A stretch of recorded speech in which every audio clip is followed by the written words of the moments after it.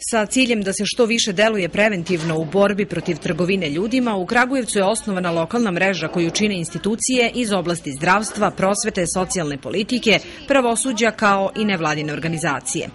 Njihovi predstavnici odazvali su se u velikom broju kako bi prisustvovali predavanju policijskog inspektora Slaviše Radovanovića, koji već godinama radi na suzbijanju ovog problema kod nas.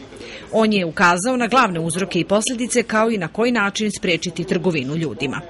Pored njega, značajne informacije prisutnima su preneli i predstavnici zdravstva kao i socijalne politike.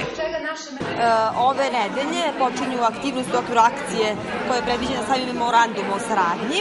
Ova današnja akcija podrazumeva jedan skup stručnjaka koji će edukovati naše mlađe kolege i kolege iz institucija ovih različitih potpisnika, odnosno članica mreže, koji će saznati više o uzrocima i posljedicama kao i na koji način prevenirati i sprečiti trgovinu ljudima.